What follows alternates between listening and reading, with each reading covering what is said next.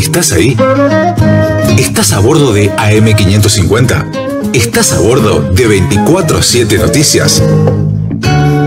¿Querés conocer a una persona que tiene mucho para contarnos? En Viaje al Puerto de la Noche, vení que te quiero presentar a alguien.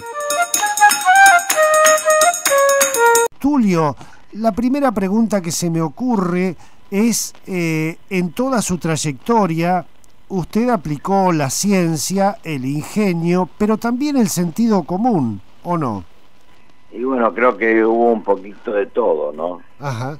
Empezando a construir el primer carrito de rulemanes, ayudar a mi padre. Mi padre tenía empresa de construcción, y bueno, ir a las obras y bueno, trabajar en las máquinas, que en aquella época nadie tenía máquinas. Bueno, mi viejo tenía máquinas. De los 4 hermanos, todos recibidos, y el único que no siguió fui yo. Ese año empecé a trabajar, porque pasaba siempre por un taller a ver. Empecé a trabajar y bueno, ya a los 18 años ya mi viejo ya me hizo el taller. Ahí empezó todo. Ahí 8 años empecé a correr con un NSU y empezamos a ir al autódromo a probar, y después me anoté, empecé a correr, y ahí estaban el equipo NSU, que en esa época corría Juan Manuel Bordeo en esos autos, y el equipo alemán habían traído un Fórmula, sí, que en aquella época auto con motor trasero no existían en el mundo, ni en Argentina tampoco, menos. Yo estaba con un NSU y me lo dieron a probar, y bueno, cuando probé eso me sentí Fangio, ver la rodita, era nada que ver con lo que uno manejaba, y dije, yo me voy a hacer un auto de esto. Y bueno, ahí empezó la idea, empezamos a tirar con alambrecitos todo lo que era el auto, el chasis, y ahí empezó a salir la primera idea. A mí siempre me gustó la aviación, estaba la casualidad que yo vivía ahí en Palermo, donde la Placita Serrana, había un desarmadero de avión, y bueno, y me di cuenta que el avión no tenía chasis, no era como lo que yo estaba haciendo, lo que se conocía en el mundo, y ahí se me ocurrió hacer una lata de aceite, y ahí hice el primer monocasco del mundo, ¿no? Tomando la idea del avión. Claro que el avión no tenía cañitos adentro del avión, el avión era como si fuera una lata de aceite, es un tubo. Claro. Todo remachado, pero era un tubo en sí.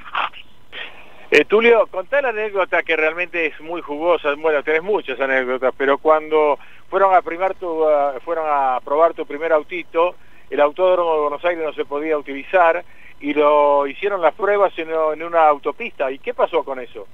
Bueno, en el autódromo había carrera, y bueno, en ese momento estaban construyendo, para que se den cuenta en qué año, la autopista La Richeri, donde va el Seiza. Bueno, ahí probamos el auto, probaron todos los chicos de la escuela, y el último que probó empezó así a guiar el auto de un lado al otro, y se estrelló contra un auto, un Chevrolet 51, un taxi nuevo, y el impacto que se pegó fue de frente, y ese auto se arrugó todo, que después entendí que el auto había sufrido, el chasis, el monocasco había sufrido una desaceleración, por eso no pasó nada. Porque el auto en realidad, al ser un monocasco, todo, imagínense una lata de aceite, se arrugó toda, y eso provocó la desaceleración.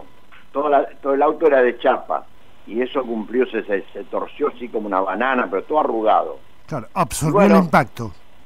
Claro, absorbió el impacto. Claro, hay que decir, le decimos a la audiencia, Sergio, que de ahí, cuando él probaba estos autos, nació lo que se conocía la categoría Mini Junior, que después se convirtió en lo que hoy se conoce como la Fórmula Renault, Tulio, ¿no? Claro, bueno, después, vuelvo a reconstruir, me empiezo a hacer otro auto, y dije, bueno, un día voy a arreglar este auto, lo arreglamos, fui al autódromo, le saqué el motor a mi NSU, mi auto particular, se lo pusimos arriba, bueno, la cosa te la hago corta, debuto, y le gano al equipo NSU, el equipo alemán. Hay un dato que también quiero corroborarlo, Tulio. Nunca le pudieron ganar a los autos Crespi, o sea, los autos hechos por Tulio Crespi. Estoy hablando de la Fórmula Renault, porque por esas cosas que después vamos a recordar también, te borraron de un plumazo de la categoría, pero nunca te pudieron ganar. Y pasaron 28 constructores por la categoría. En actividad somos los más viejos del automovilismo mundial. Lo que te preguntaba, Tulio, y corroboraba, que Berta, Oreste Berta, que hoy se conoce, bueno, como el Mago y todo lo demás, en aquel tiempo iba a tu taller ahí en Chacarita, y él iba a ver cómo alineaba los autos, además de la visita que él te hacía, ¿no? Sí, no, eso ocurrió cuando se inauguró el Autódromo Rafaela. Yo llevé el primer auto con motor trasero, que fue el auto del Turco Narcis Stéfano. Sí. El Turco Narcis Stéfano en ese momento era el 1-1-1, ya, qué sé yo. Había corrido en Europa con Andrea Bianini.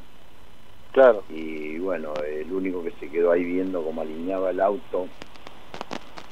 Y lo alineaba con hilos. Hoy lo grito porque lo veo, oigo la Fórmula 1, todos alinean el auto como yo alineé.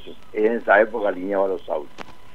O sea que cuando ves un alguien que está alineando con un licto, ese es Crespi.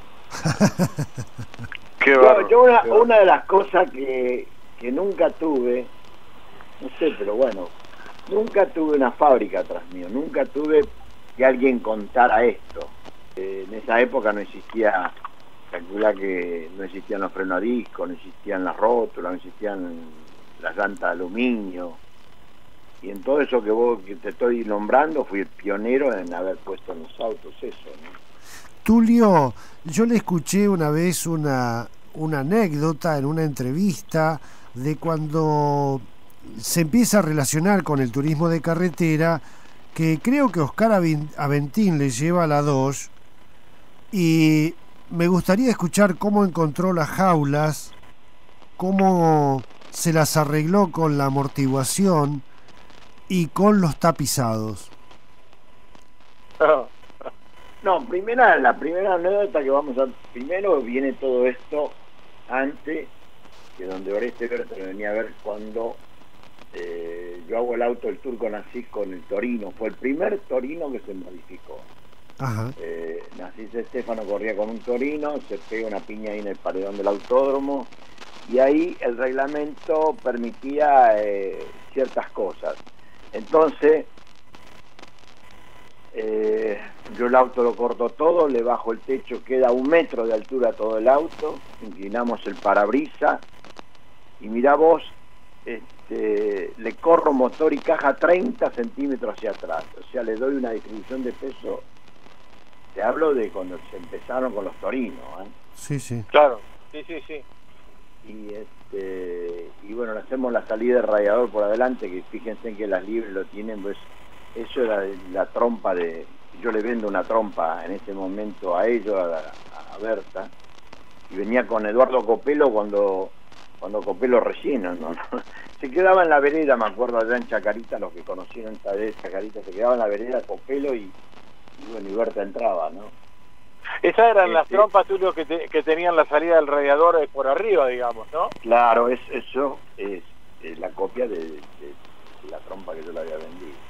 Y bueno, yo de ahí empecé con el turismo carretera, con el Turco Narcis, después Rodolfo de Álzaga también, que gana y corre varias carreras y gana y con buenos resultados. En Rafaela récord 198 de promedio durante 3 horas, las 3 horas de eso fueron. Claro, en Rafaela, sí, me acuerdo de eso. En Rafaela. Sí. Con un petizo. Y bueno, después viene lo de Aventín, sí, claro, bueno. Justo en ese momento, bueno, vienen a traerme el auto y yo estaba haciendo el ensayo de torsión. Mirá lo que te estoy hablando, en esa época de ensayo de torsión en un Reina, que había traído Pedro Pasadores. Ajá. Y lo estaba comparando con mis autos. Estamos hablando de un auto de fórmula ahora. Claro. Era un Reina, un auto de fórmula inglés, que era todo de aluminio remachado, y el mío era el monocasco integral, ¿no es cierto? Que ahí mi auto superaba la torsión, ¿no?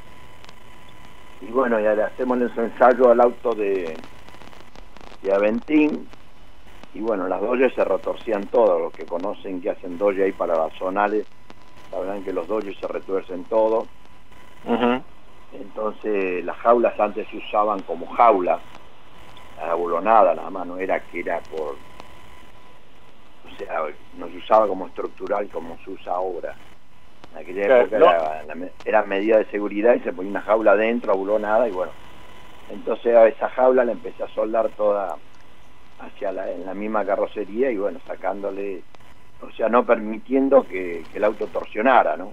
Claro. Eso es una escuela que te la da la fórmula. Ahora, ¿dónde saqué todo eso? No me pregunte porque no sé, la verdad. Ahora lo estoy contando y ¿dónde sacaste eso? Claro. El tema lo que te preguntaba Sergio, Tulio, tiene que ver con esto que vos el auto, hablando vulgarmente, lo pelaste completo.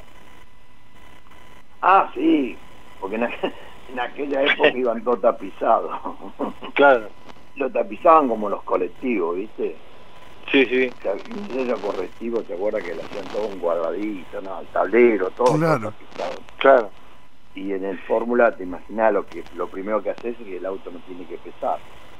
Claro. Y le sacamos 55 kilos de tapizado. Esa dos, con las jaulas soldadas, sacándole el tapizado, pero además con los topes de goma en la amortiguación, me imagino que habrá hecho una vuelta impresionante. Claro, bueno, hace el récord del circuito, hace el viernes el primero, sábado primero, gana la serie y gana la final. Tulio, usted, Tulio Crespi, hizo debutar a algunos chicos, un tal Guillermo Ortelli, un tal Gurí Martínez, ¿o no es así?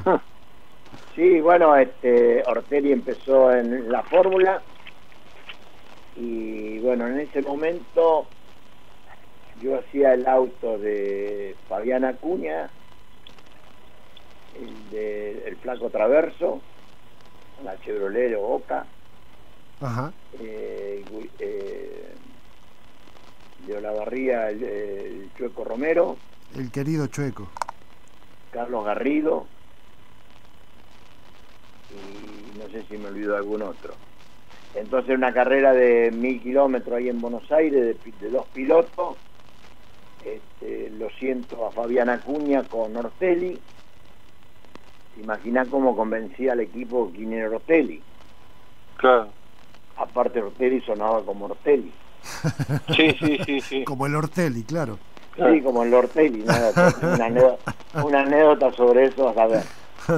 Y iba a correr el Toto Chegaray, el auto del Choco Romero, y bajan el crique, bueno, habían levantado el auto, el Chueco, y bajaron el crique de golpe, viste, esos criques hidráulicos, se bajó de golpe y le pega la nariz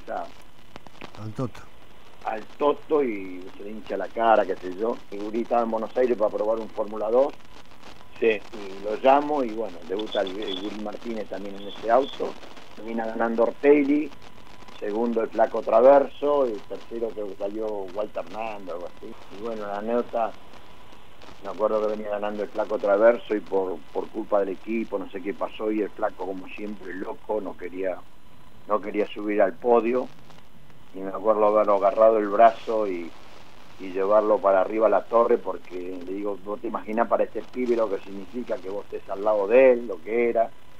Claro. Y bueno, y así fue que el Flaco subió y bueno. Viaje al puerto de la noche. Conduce el escritor y periodista Sergio Sarachu.